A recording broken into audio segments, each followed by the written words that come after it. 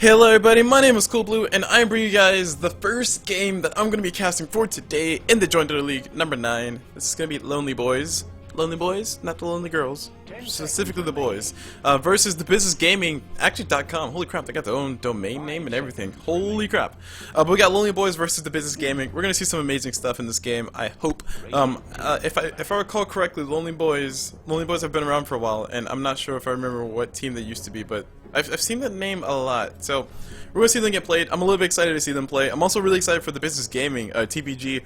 If I'm not mistaken, one person that I know used to be on the team. I'm not sure if they're still on the team, but they used to be on the team. They played on the team as competitively in the JDL, and it was really awesome. It's really awesome to see them here playing again. So I'm just happy to be here. So I don't really care what. Well, okay, I kind of care what happens, but hopefully we see some other stuff going through.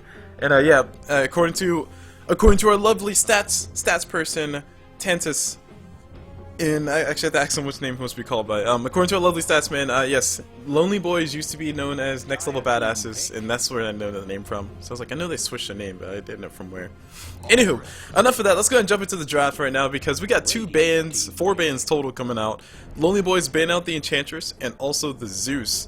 Now, I'm a little bit sad to see that there's going to be no Beefcake Zeus in this game, but Enchantress getting banned out makes a lot of sense to me because a lot of teams like to have that rotating ganking person to go around and just smack people in the face early game, and late game just somehow shows up with the Dragon Lance plus Aghanim Scepter and just doing all the damage in the world. So LonelyBoyz is not going to have none of that nonsense, and it kind of folds towards maybe they want to get aggressive early on in the game. I don't really know. Enchantress Chin still really good at going for that early aggression, and Chin is still in the pool. Moving to the bans on the other side. On TBG, they ban out the Wisp, and they also ban out the Lone Druid. I've seen Lone Druid get played a ton, and I'm starting to come to the conclusion that yes, maybe he's a little bit broken, but I think somebody like OD is way more broken. So TBG are going to go ahead and gladly take out that OD. Lone Druid, in my honest opinion, yeah, he gets his berry, he gets really big, and he just rips out your towers, but that's kind of how Lone Druid's always been.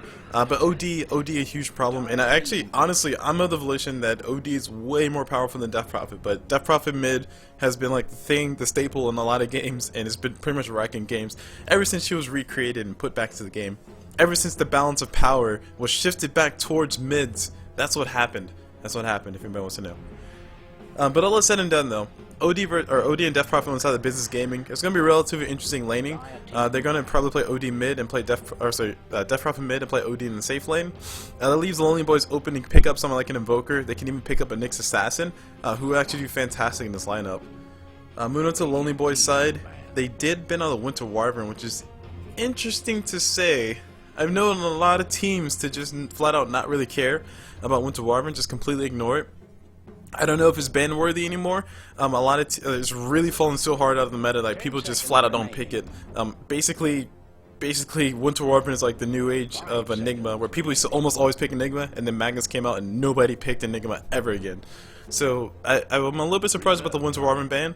Maybe that tells me that LonelyBoyz are trying to clump up a lot more and try to play as 5, so they can have their Death Ball meta be a lot stronger than the opponent's Death Ball meta. But we'll have to wait and see. So other things to talk about, we have the Oracle and Invoker on the side of LonelyBoyz.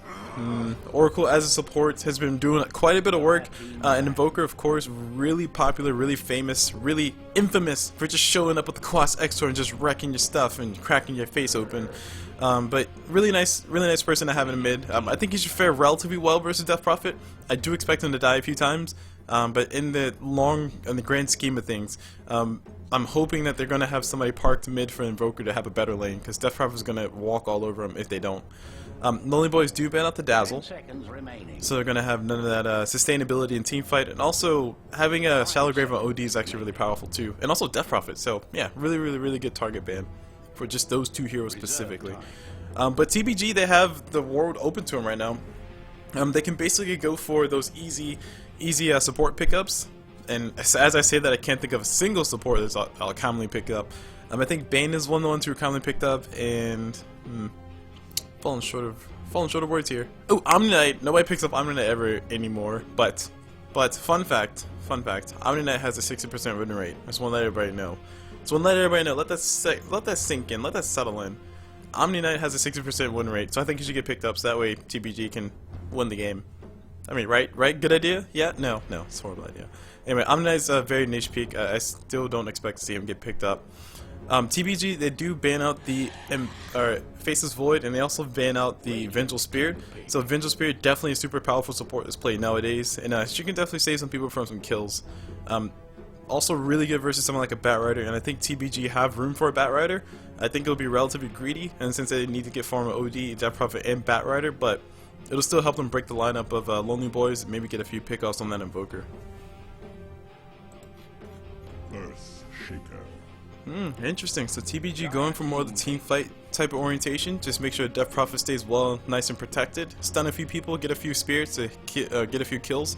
ES will be there to help them get a few kills on top of Invoker, especially in the early game too. So I'm going to be interested to see how LonelyBoyz respond to this, because Earthshaker has its weaknesses. He has his strengths, of course, but one of his biggest weaknesses is the fact that he just can't really escape from ganks. And I already mentioned Nyx Assassin earlier. I think Nyx Assassin will be fantastic in this lineup for TBG.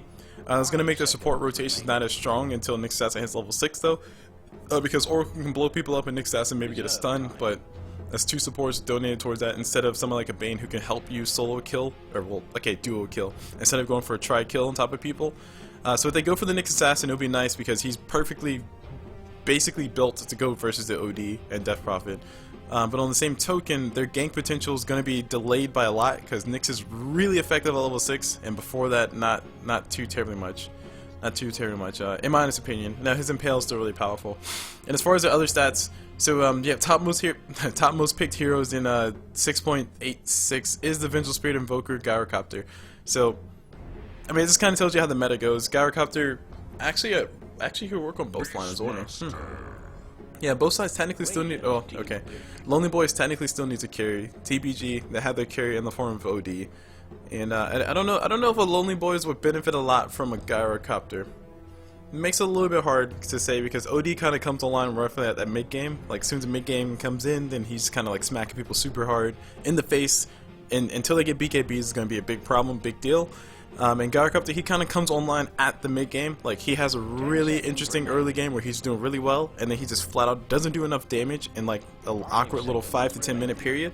And then once he finally gets his right click items up, he can actually start carrying, and that's usually around the 30-35 minute mark. So with someone like a Gyrocopter hanging out versus an OD, I don't know if I feel too favorable about that. They're probably also considering stuff like a Juggernaut, who's commonly picked up as a carry.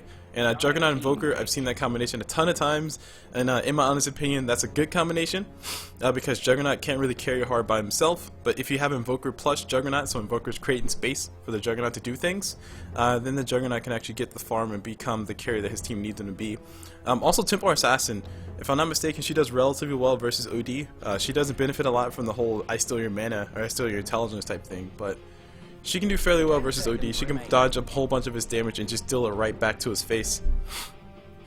Now speaking of faces, we have Lina getting picked up on the side of TBG, and Beastmaster, the one and only Beastmaster, and a Slark getting picked up on LonelyBoyz side. Interesting.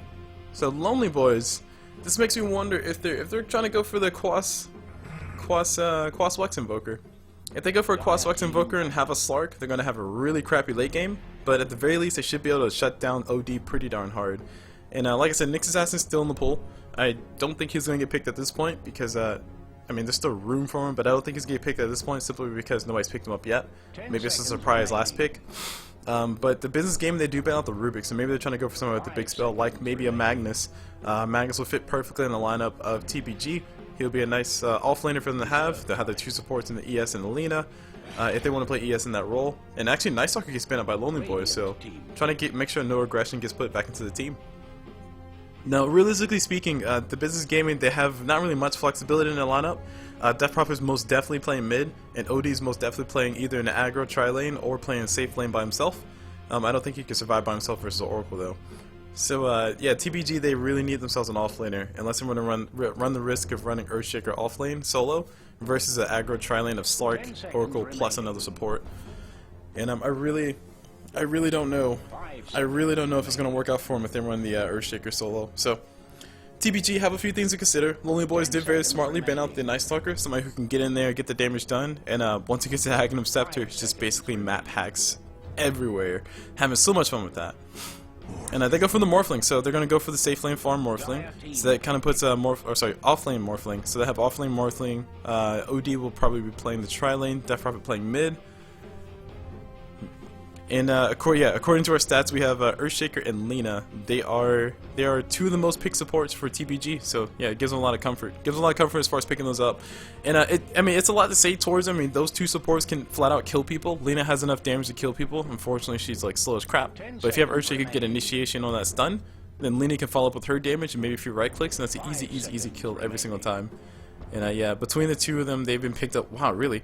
They've been picked up between 11 and 13 games, respectively. So 11 games for, 11 game pickup for the Lina, and 11 game pickup for the Earthshaker, and 13 game pickup for Lina. So definitely some comfort picks put in there.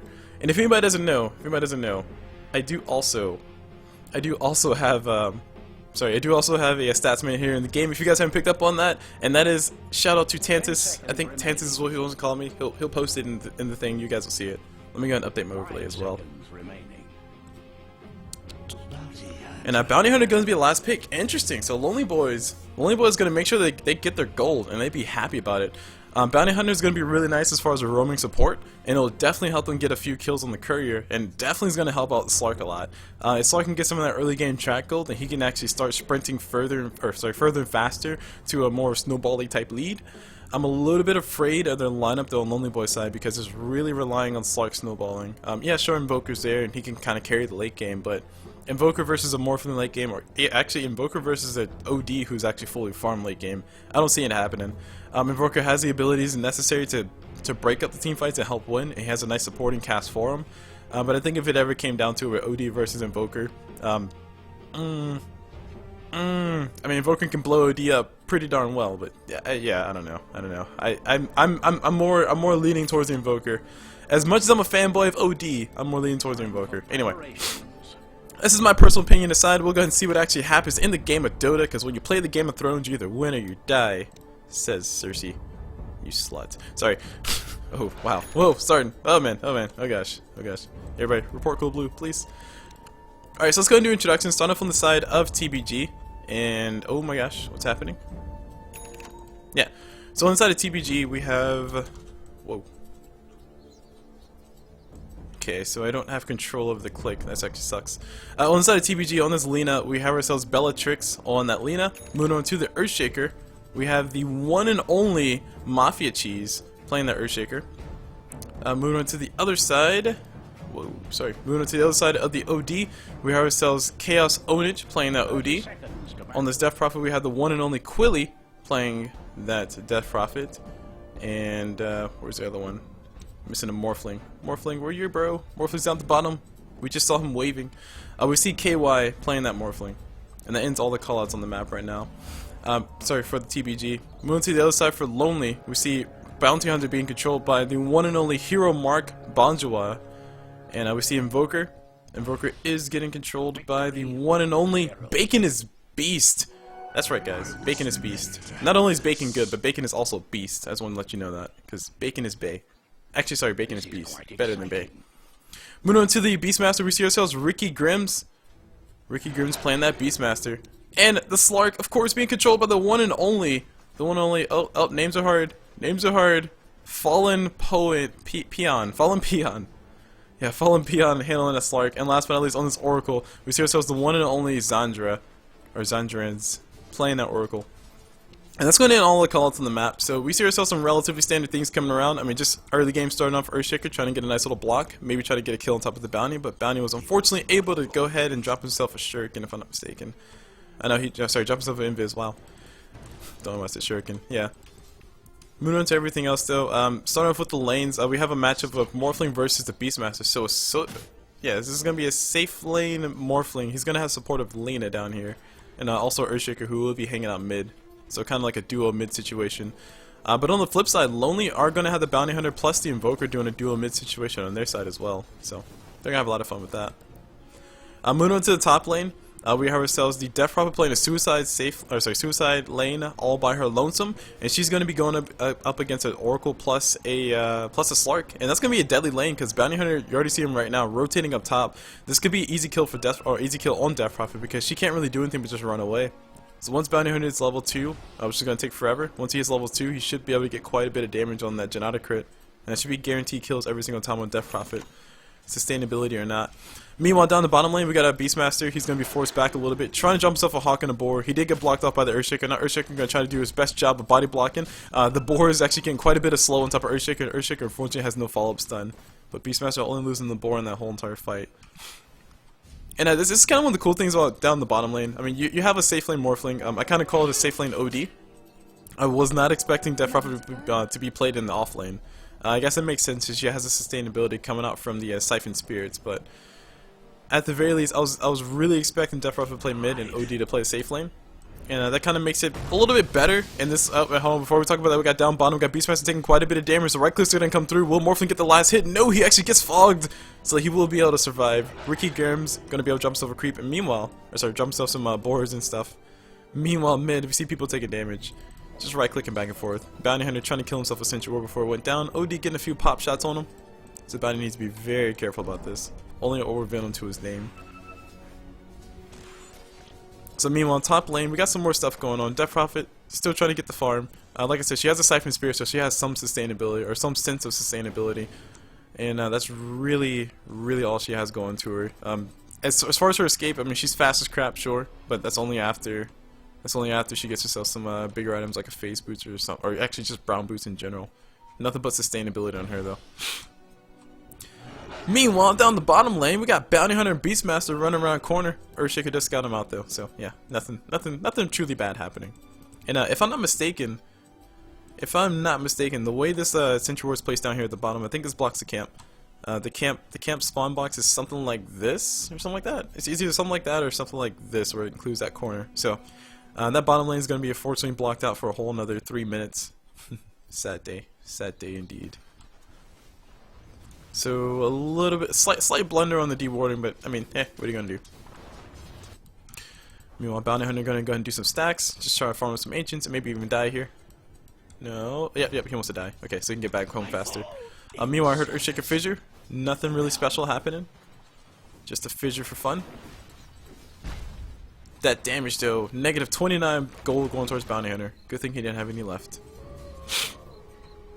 And continuing with the last hit, Slark and oh man, hold on, we got Death Prophet actually going on top of the Oracle. Oracles will be the first blood. Death Prophet able to pick up that first kill.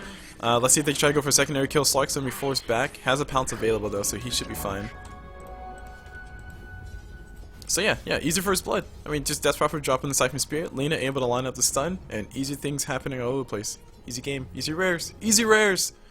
Speaking of easy rares, mid, we got Earthshaker waiting around the corner, and Invoker does scout him out with that Observe Ward though, so looks like no true gank shall happen here. And up top, we got rotations around the backside. Bounty Hunter actually trying to get the right clicks. Not level 2 just yet, but who really cares? Invoker dropping the Sunstrike's going to be way off the mark. Death Prophet not going to be able to sustain himself enough, though, but looks like Slark taking quite a bit of damage. Lena going to be the last one to go down. Bounty Hunter finally hit level 2. Does have JDL crits ready, and they're going to continue with the right click damage. Oracle going to get that last hit because he has the KS ability. He has the kill security. He is the Oracle. He foresaw that kill happening, and he made sure it happened securely.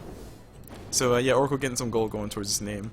And that's kind of what we expect to see from Oracle. I mean, just blasting people down with that ability. It's a lot of damage for the Purifying Flames. It just helps him out so much. Meanwhile, moving on down to the bottom lane, just Bounty and Morphling and Beastmaster just having a grand old time, just hanging out like bros. Their last hits are sitting about where you expected. Beastmaster only 2 last hits, doesn't want to get blown up. And actually, we got pings happening mid. OD might be in trouble. JDL crit is available for Bounty Hunter. He also has himself 1 point in that Shuriken toss. So he's going to go ahead and go for a little bit of damage. Just go for 2 shots. And Invoker, Sunstrike not available. Don't know if he has mana for it yet, but yeah, no. Cold Snap comes through. Yeah, Cold Snap comes through. Just a few right clicks, and yeah, he's going to be backing up. It's a little too far to dive. And I'm actually surprised. There's a surprising lack of courier kills in this game. I am quite disappointed. I must say. Speaking of courier kills, down bottom, Beastmaster dies. Morphling able to get that kill on top of him, so KY is going to feel very happy about that. And if I'm not mistaken, I don't think did I? Yeah, I introduced everybody. Okay, cool. No, I didn't. I don't think I introduced everybody. I think I got distracted. Things were happening. Speaking of things happening, Lena, she's gonna be in trouble. A lot of things are gonna happen with her life right now because it's gonna be ended. So she goes down.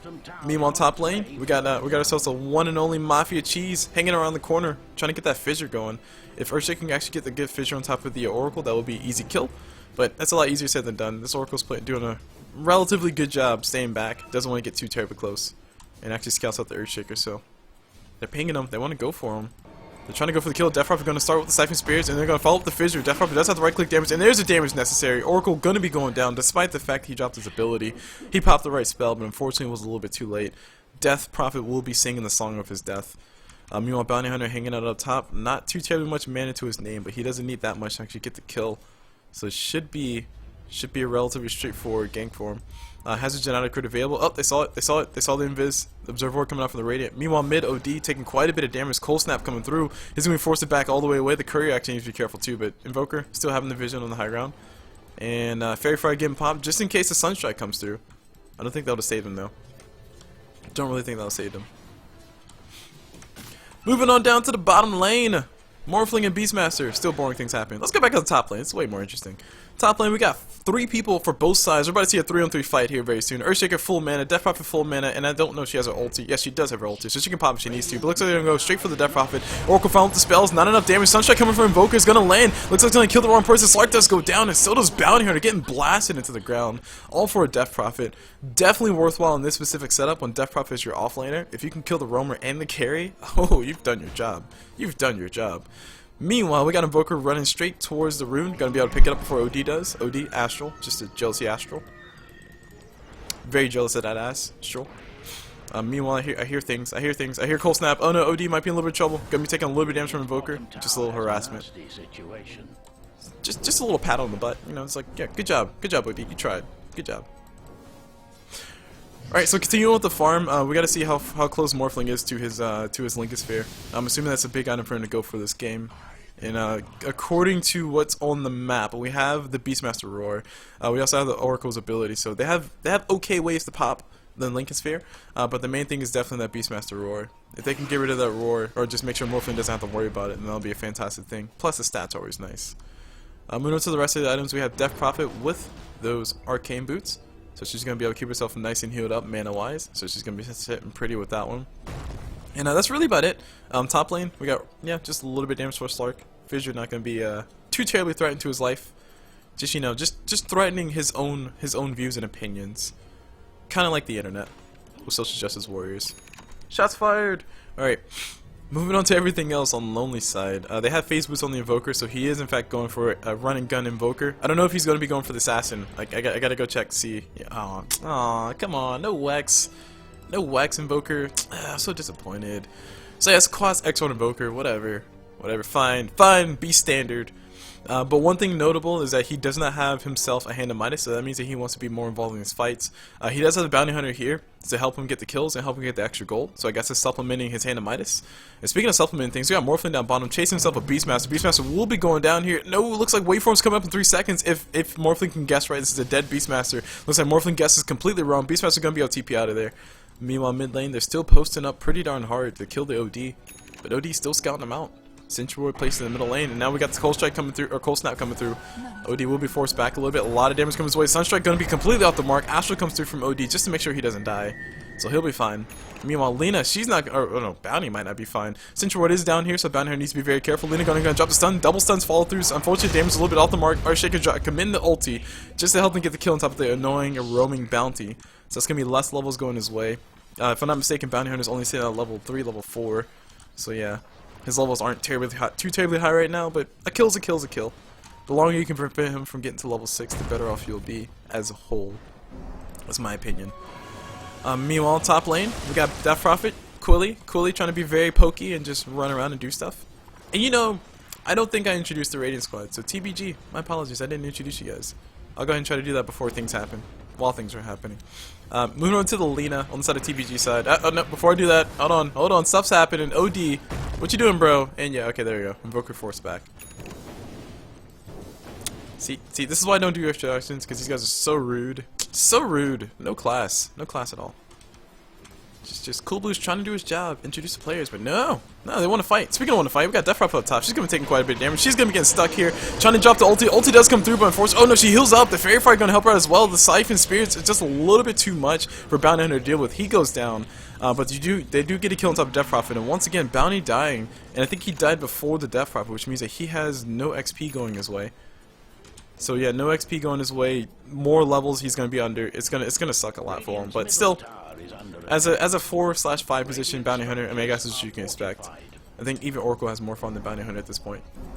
Bounty will get his from his items. Meanwhile, we have Lina, Smoke of the Sea coming through. This is going to be a dead Invoker. Lina going to follow up the stun. Beautifully timed on top of that. Invoker, he has enough time to actually drop his invis, but he only has 1 point of his Wex, so he's not going to be moving that fast. Going to be trying to walk up the high ground. Actually turns around, gets a lot of damage towards Lina. Lina might be going down. Yes, she does get hit with the cold snap. She actually does finally go down. The stun does latch, though. This will be her final gift to the gods of her team, and it's going to be Earthshaker claiming the gold. Actually, OD, my bad. OD claiming the gold of that one. So more XP, more value going towards him. Meanwhile, we have, I hear pings. Come on, they're doing stuff. Come on now. Alright, they're gonna back away. They're gonna back away and go their separate ways. So, like I said, before I was so really interrupted, with these introductions that I'm trying to do in the middle of the game, because that's always a good idea, we have Bellatrix playing that Lina. Moving over to the Death Prophet who's hanging up top, we see Quilly doing a fantastic job on Death Prophet so far. Death Prophet all off lane, I'm a slight fan of it now, I gotta admit. Moving over to this OD, we see ourselves Chaos Ownage playing that OD. And we got Earthshaker being controlled by, where the heck is he on the map? He's somewhere. He exists. There he is. Mafia Cheese, and actually they see themselves a Beastmaster, so nice little stun, secondary stun following up. I did talk about earlier how they have enough damage to actually kill people, but unfortunately Lina doesn't have her ulti right now. Beastmaster drops a reward, Sunstrike does come through and blasts Lina into the ground. And now we got Beastmaster, he's going to be forced to TP out of here. I don't know if they have any TP, yeah, they have a stun available. Earthshaker dropping the AoE stun, they will be able to get the last right clicks, and Beastmaster does go down to, unfortunately, the OD. So more gold going his way. They do get a mid tower for this, and actually Invoker come around the corner. I don't know if he can actually do anything. Drops a cold snap, trying to get as much damage as possible on Chaos Ownage, and Chaos Ownage might be going down here in a few seconds. Meanwhile, guys, I'm going to do introductions with Chaos Ownage before he dies. Too late. On OD, we have Chaos Ownage. Alright, cool. And now we got some more kills happening around the corner. That's going to be a one dead Earthshaker. One dead Bounty Hunter. Now we got some more stuff happening. Oracle dropping the ulti, trying to keep Invoker alive, so that way Invoker can continue to do his stuff. Or, is that? That's not Invoker. That was Invoker. Okay. I'm not crazy, guys. CulBlu can see things. I promise. But yeah, just an awkward series of events. While I'm trying to introduce people of all things, like, do you see the amount of rudeness that's happening right now? This is like, jeez, no class, no class. GG guys, no class. JK. We have KY playing that Morphling, and last but not least on this Earthshaker, who's currently dead, we have the one and only Mafia Cheese, which I think that's where I stopped at. So, yeah, everybody has been introduced. I feel sufficiently achieved. I feel like I've achieved something for my day. I've done something good for my country. Alright, so taking a look at the items on the map, we have ourselves OD. He's working on that Force Staff, so he's trying to make sure he can get a little bit evasive, have the extra utility, and being able to run away from those fights, and just extra intelligence. He could potentially also potentially be going for a Rod of Atos. That's an item I've seen on OD every once in a while. I think everybody prefers Force Staff way more over Rod of Atos, but Rod of Atos still a nice item for him to go for. Helps him tank up. Dragonlance also really got item for him to go for in the future if he wants to. Moving over to everything else, we have Earthshaker Arcane Boots, no Blink Dagger just yet. His net worth is probably not sitting too terribly high, but anyway, speaking of net worth, we got Morphling gonna go ahead and increase his own net worth and dodge himself a nice little Bounty Hunter track. So, yeah, sorry, I thought Earthshaker and Morphling were in different teams. But I say, what? How did he dodge that stun? Bruh, do you even Dota? But yeah, Morphling's sitting pretty high on the net worth as far as I can tell. And speaking of gold, Earthshaker, his current gold, where is that at? Earthshaker's current gold is sitting... I mean, he almost has a Blink Dagger. He's close. Just doesn't die anymore. If he doesn't die anymore. Invoker gonna go and flex his Tornado Stick, gonna find a Death Prophet. A lot of damage going towards Quilly, and look like all the damage is going to be heading towards Invoker. Invoker will be trying to turn invis, but actually he's not gonna be able to get anywhere. He goes down. Earthshaker commits the stun, unfortunately, so there will be no follow-up kill on top of the bounty. They did have vision for it, but unfortunately, yeah, like I said, the stun just went the other direction. But killing the Invoker, the more you can crush Invoker, the better off your team will do. Slark has not been having the best of times as far as I can tell. His kills as an assist are probably not sitting too terribly well right now. He has a whole entire, 2 kills, 1 death, and 1 assist. Okay, not the worst of things, but considering the fact that Morphling has 2 kills, 0 deaths, and 2 assists, he's doing way better. way better. And also Morphling's at the top of the net worth, so that's also a thing. Yeah, it's also a thing. Slark's right behind him though, so give him some credit. Slark's right behind him. I guess it's not that big of a deal, but all things considered, you kind of wanna you know, get your big eyes before Morphling gets to Lincoln's, because that's when things get really annoying, really fast. Speaking of being annoying, I haven't taken a moment to talk about this goal graph. TBG have been relatively annoying as far as making sure that these fights, these engagements have been either fair trades or just flat out better overall trades in their favor. Their kills have been a little bit better. They do have 13 kills going their way. Morphling has 2 kills to his name and 2 assists, so he's been involved in 4 of these. So he's definitely having a great time. But we have a lot of farm going towards Morphling. Basically uncontested farm. Not essentially, but basically uncontested farm. About 118 last hits. That's including jungle creep. So quite a bit of gold going his way. So TBG, nice solid hold onto that gold graph. And if I'm not mistaken, the tower count is even. No, okay, they're up on tower. Alright. So they're up on tower. No tower denies have happened that I can think of. So because of that, that means that technically there's only a 1,000 gold balancing factor, if you want to call it that. And if we take that 1,000 gold balancing factor out, it's still quite a bit of advantage towards the other team. Anyway, I hear Deathrop's ulti. Oh my gosh, why do you hear? Okay, there it is. Deathrop's ulti happening towards mid, trying to get themselves a tower, but they're going to go ahead and turn around on top of the Invoker, who you do not want to die right now. Lonely will be losing the Invoker, who tornadoes up. He's going to be able to stay alive for a few more seconds, but he gets blasted as soon as it happens. Oracle trying to come in for the TP with the ulti, but unfortunately it's a little bit too late. They do get themselves a tower for that, but they lost the Invoker, plus they're going to lose their mid tower. Pretty much all the tier 1 towers gone for TBG, or sorry, for Lonely at this point. But even still, it just amazes me how Slark is still still managing to still get his items. He's sitting at what I think he has. Wait, hold on. Before we talk about that, Morphling gonna go ahead and just flex his muscles a little bit. Anyway, Slark's working towards the Shadow Blade. He already has his Drum of Endurance, so he has some extra stats going this way. And Rod of Atos, I just heard it. OD dropping the Rod of Atos, dropping the hammer. I don't know if it hit anything, but looks like it missed. Looks like it missed completely. But looks like it doesn't matter. Beastmaster's still gonna be going down. Bounty Hunter gonna be the last one alive right now. Nobody has a Death Appearance, if I'm not mistaken. And also nobody having any sentries, so yeah, just 1 kill, but everybody gets tracked up. And that's one of the bigger dangers of these games. I've talked about it a few times, where if a team has a Bat Rider on their team, then you know you can never count that team out. Bounty Hunter, in my honest opinion, kind of fits the same way. Because of the way track golds works, and because of the way the rubber band effect happens whenever you have the advantage on your team. If Bounty Hunter can just get maybe two or three kills with tracks, with like maybe 2 or 3 people involved on his team, then they basically immediately caught up. And especially if they can kill someone like Morphling, who has a lot of unreliable gold. He has about, what, 900 unreliable gold? Him going down would be a big deal. Plus he has a killing, no, he hasn't have a killing spree yet, but he will have a killing spree here soon.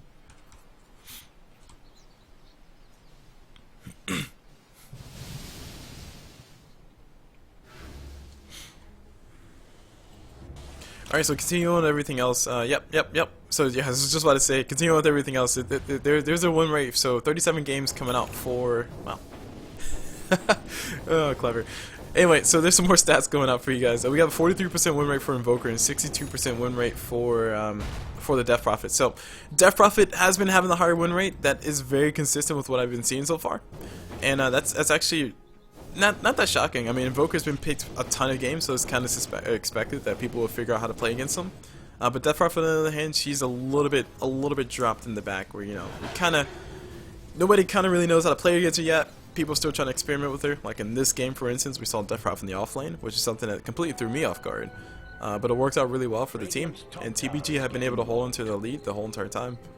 So, people are still experimenting with it. I think Death Prophet mid will be the death of everybody, because we'll start seeing rotations of people like Silencer, maybe even people like other people who do really well versus Death Prophet. People with burst damage like Zeus.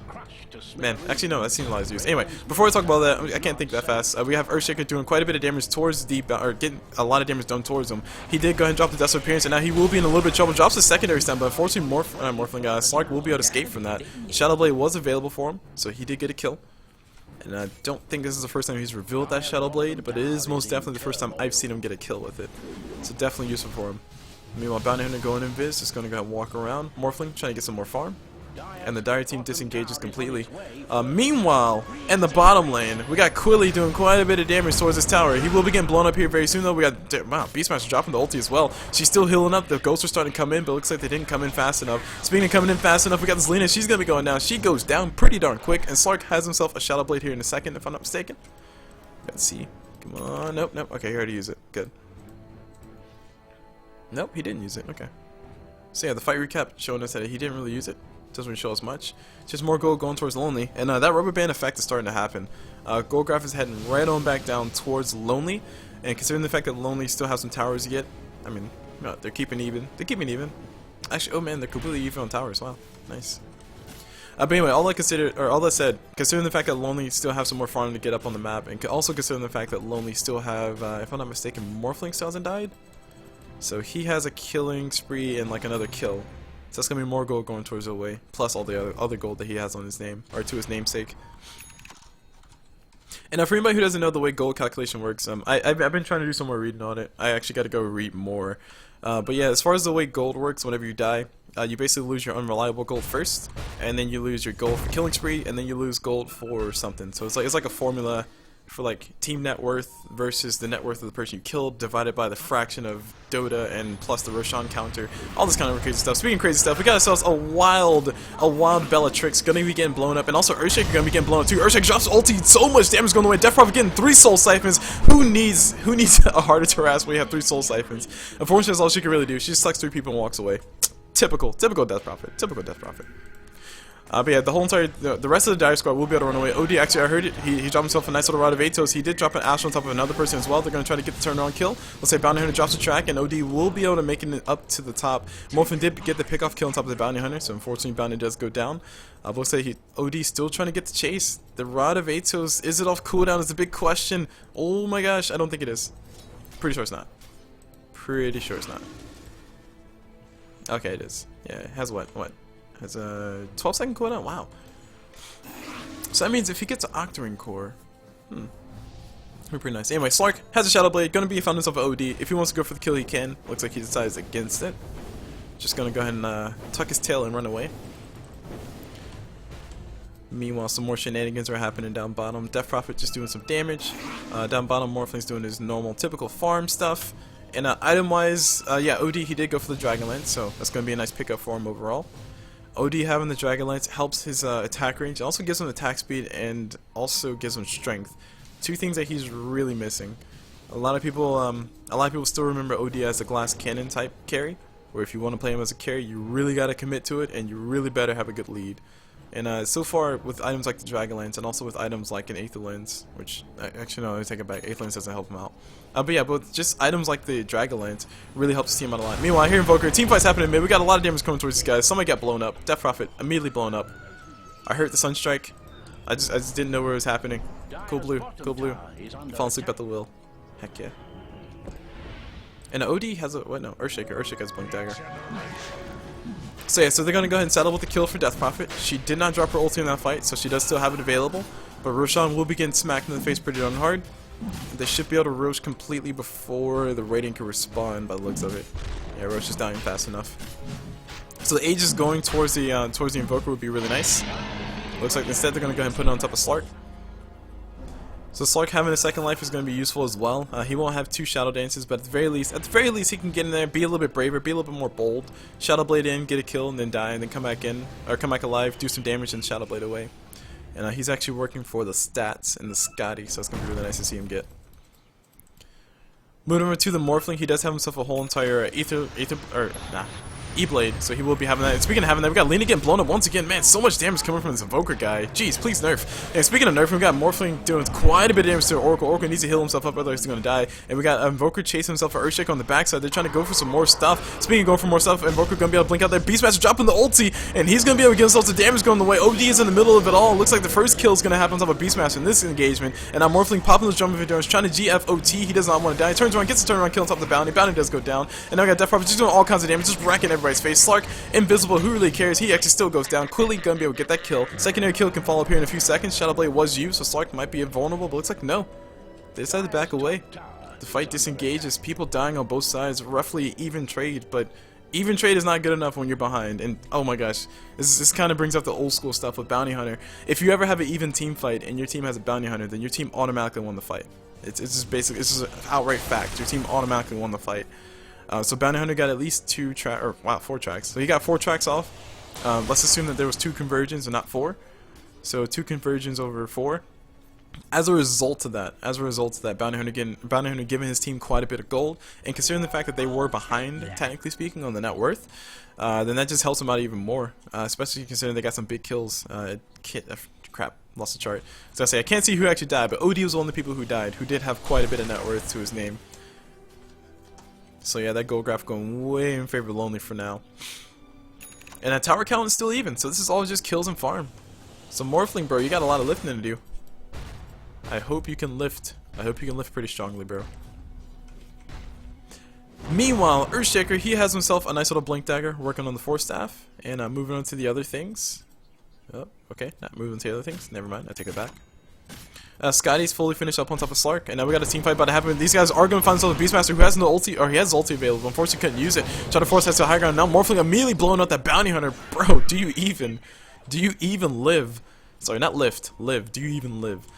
So a lot of damage going towards the Bounty Hunter. Morphling gonna be able to feel pretty happy about that kill. So pretty nice, pretty well played.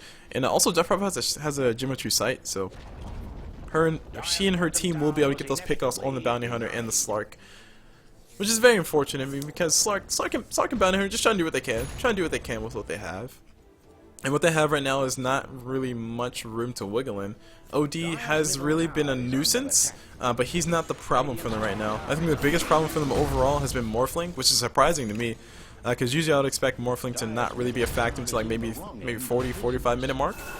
But in this specific game, Morphling has been the champion for his team.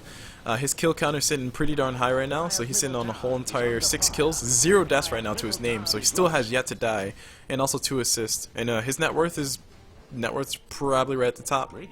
There it is. 14k gold going his way. So much gold, so many items. Don't know what to do with it. Just so much farm. I just can't Dota right now. I can't even Dota. Anywho, the team's gonna be playing S5 for TBG. They're gonna go ahead and run around the corner, see how they can do things. Maybe they'll smoke up, maybe they won't. Who knows? They're just mysterious like that. Whereas, speaking of mysterious, the LonelyBoyz on their side, let's go ahead and talk about their supports, because I want to see how they're doing. We have the wrong buttons getting pressed. There we go. The levels of the supports are, wow, oof, okay. Okay, it's not that bad. Never mind. I thought Lena and Bounty were on the same team for a second. Yeah, Lena's sitting down at level 8 on TBG side, so she's sacrificing quite a bit of farm to let her team farm. But as far as Bounty Hunter is concerned, he's almost level 11, so he will have level 2 of the ulti here in like 1 more creep death, which would be nice to have the extra incoming gold. But outside of that, oh man, we got Morphling getting caught out. He does morph himself away just a little bit too fast for them to deal with. And Cold Snap. I think Cold Snap was the ability used by Invoker. It did pop the Lincoln Sphere, so unfortunately nothing else coming through. And yeah, according to everything else, I mean the average pickup time for Scotty for Slark is about what, 28 minutes, and this one picked it up at 26 minutes. So that's saying quite a bit. That's saying quite a bit considering the fact that Slark didn't really have as good of a start as Morphling did. And hold on, speaking of as good a start, we got top lane getting pushed in. These guys are going straight forward, saying, hey, screw the mid tower, traded a mid tower for a tier 3 tower, definitely worth it. Invoker Sunstrike coming through, definitely blast to follow up. Death Prophet is still doing pretty well though. Oracle dropping himself a nice little ability just to pop the Lincoln Sphere, and they're going to try to follow some damage. Cold Snap coming through, quickly going to be healing up, and no, look at the damage is there. Invoker is going to be able to survive. Oracle ulti able to keep him alive for a few more moments, and here comes the heal. Will it be enough is a big question. Before we talk about that, Slark does get blown up. Beastmaster dropping the roar. Here comes damage coming from Lena on top of the Beastmaster. He will be going down finally, but Necro 3 units will be here to help him do some damage. And OD, he actually might be getting caught up with Sunstrike, but Sunstrike just a little bit off. OD just burning the mana of the Invoker. He does Astral himself, forced to Astral himself. And the fight continues along. Quickly is in the middle of this fight somehow, still alive, basically hasn't been touched. Not enough Siphon Spirits left in this game though, so Quickly will be going down here in a few seconds, and they will be able to get out of there. Meanwhile, we got KY. He did do a nice little dive. He did force himself back though. And just as long as KY doesn't die, I think his team won the fight. His team won the fight just as long as he doesn't die. If he dies, it's going to be a horrible, horrible disaster. And they can't see him in the corner. So they will go ahead and jump into him. And it looks like he will be able to make it out of this one. So yeah, unfortunately, Shuriken Toss was used for a little bit more damage. And yeah, KY is still alive. What a good time to be a Morphling in this game. 2 buybacks were forced out in that last fight under all the, after all the dust settles. 2 buybacks were used in the whole entire fight, so Lonely did have to buy back the Slark, and they also had to buy back the Bounty Hunter, which is very unfortunate considering that they didn't get that kill on KY in return. Who's still sitting at, what, he's 7-0-3, so 10 kills he's been involved with, more gold he has to his name. He recovered the Geometry Sight of all things, because Death Prophet did die in that last fight. But recovering the Geometry Sight, not dying at all, being the carry for your team, working on now what looks to be a Mantis style. I mean, it's just going to be a hellish game overall. And this is all considering the fact that Morphling went for the E-Blade build, so having the E-Blade does give him a lot of burst damage towards all the supports, and is really useful versus someone like a Bounty Hunter, who you won't ever expect to go over 2k health, unless he's just like super aggro, I have ultra farm. But even then, just Morphling in general, having what he has right now and not dying at all is just always a fantastic feat to watch. Moving on to the rest of the team though. The rest of the team on TBG side, they're doing relatively well. OD, the biggest factor in my opinion in this game. Oh, hold on, before we talk about that, look at how much damage Slark just took. That's just basically Morphling walking in, dropping an E-Blade, dropping his Adaptive Strike, and doing a waveform. Pretty much almost half of Slark's HP gone. And that's saying a lot considering the fact that Slark has a freaking Scotty right now. Stats galore for this guy. 5-man push down bottom. It's a TBG, Death Bomb meta is real. They're gonna go for it. Death Prophet ulti is available. Actually, all the ultis are available with the exception of Morphling, but who really cares? OD ulti, actually not available, but it should be up here soon. Meanwhile, we got Beastmaster dropping the roll on top of the Death Prophet. They do get the Astral on top of it, so all the spells from Invoker will be wasted. Meanwhile, Slark getting blown up, and there's an Echo Stomp coming out from the Earthshaker. They're going to continue the fight. Quilly just doing all the damage in the world, trying to keep himself alive. He will be sustained. He will not be detained. He's going to keep on going, and now OD actually taking quite a bit of damage. So you need to be very careful about this. But looks like he will be going down here to Invoker or to the tower. It looks like no. That's not going to happen. Only 2 deaths in the whole entire fight. The tower's still standing though, so they need to be very careful about that. OD, he will be able to astral himself. Morphling almost able to, yes, they do get the kill on top of the Slark. Huge steal. That was a buyback Slark a little while ago, so he's going to be dead for quite a while. Godlike going for KY. Still not dead just yet. Morphling causing him all the issues in the world. Feeling very proud of himself. Feeling very happy about himself. And that just, I mean, I don't know what to say outside of the fact that Morphling hasn't died this whole entire game. So KY getting his farm, being very patient. His team really strong. Basically playing a 4 protect 1. Actually technically playing a 5 protect 1, because Morphling can actually defend himself. He will finally be going down here though. I lied. He's still alive. This guy, KY, playing out his mind right now. Able to stay alive in the whole entire fight. Went down to like roughly 100 HP. Still gonna be able to TP out of here. Like a boss. KY, you dirty rascal, you. And he now has himself a Mantis style, so... Or he will have himself a Mantis style. Let me say it that way. It's a little bit better. A little bit more mysterious that way. Ooh. He might or might not have a Mantis style. You'll never know. You'll never know. So taking a look at the rest of the items on the map, Invoker has an Ags now, which is important to mention, because that means his Deafening Blast is going to be a huge deal here soon. We have Beastmaster with a Necro 2, almost has a Necro 3, so once that Necro 3 is up, he will be feeling pretty nice. He'll be feeling pretty nice about that. We had the Glimmer Cave finished out by the Oracle, so he's trying to give himself some utility for his team. I did hear it get used in the last fight. I don't know if it actually saved anybody's life, though. And that kind of sucks considering the fact that this is Geometry Sight on Death Prophet, so yeah, good luck with that. Speaking of Death Prophet, she has herself an Octarine Core, so she's going to be super ultra grossly sustainable in this fight. And Alina is working on a Rod of, Vitality Booster, so I'm assuming a Rod of Atos, possibly even a thing. The item that does the thing, shoot. Not Bloodstone. The other one. Octarine Core, wow. Probably an Octarine Core, or possibly an Octarine Core to help out with the damage. I don't know how pure damage works with Octarine Core yet, but we'll see here soon. Anyway, team fight's gonna be breaking out here. We got Tornado getting dropped on Invoker. He's dropping his spells. Nice little silence from Death Prophet. Immediately, Beastmaster getting blasted before he can drop his ulti. Huge deal. Death Prophet coming through, just trying to get as much damage as possible on top of Slark. Mana getting drained from the Invoker and crew, but looks like it's not gonna be enough to force him back. They will try to come back and defend their towers. Death Prophet taking quite a bit of damage. She will be finally going. No, she actually gets Astral with the last second. Earthshaker coming in. Here's the bait. He goes down, but he got his damage off. He doesn't really give any craps right now. Cooley does go down, so he's gonna give a lot of craps with that. KY, you really don't want to die if you're him right now, but looks like OD will be the one to go down. Actually trying to TP out of there, but he does get forced back into the fight. Astral comes through. Morphling caught inside the Tornado. He's caught inside the Riptide. He is going to be able to get out of here alive, though, in a few seconds. Just 5 seconds is all he needs. Sunstrike from Invoker. Will it be enough? Looks like it will not be enough. And more Invoker still going in, trying to get the right clicks. The damage is there. He actually risked it all on top of the whole entire ability. I think he just might lose his life here before that. Too much aggression going his way. Invoker is falling right behind him. KY, you just might be DEAD, bro. Looks like he actually Link Spirit coming through, and Morphling still juking. Has himself more abilities. He will finally go down. But the fact that it took him that long to kill a goddamn Morphling, that's ridiculous. 1K gold finally going away from his name. And GG well played coming out from the Bounty Hunter crew. They killed the Morphling, they're proud of themselves, they're gonna go and tap out while they can. I agree, because I mean they lost so much, they lost all their axes. So yeah, good game well played. Good game well played indeed. TBG put on a fantastic display, and LonelyBoyz responding not really well. Their lineup could have worked out, but happens. What? Wow, that's ridiculous. So the average kill death assist ratio for KY is 11, 1, and 4. That is ridiculous. Anyway, so that's it for this game, guys. My name is CulBlu. Just watched you guys this game, the first game in the 2-game series for the JDL. Thank you guys for watching. If you want to check out more of my stuff, go check them out with Twitch, which is twitch.tv/CulBlu. That's CulBlu. You can also check them out on YouTube, which is youtube.com/CulBluDota. That's CulBluDota. And that's it. So I'm going to go ahead and cast game number 2. Thank you guys for watching, and as always, I will see you guys whenever.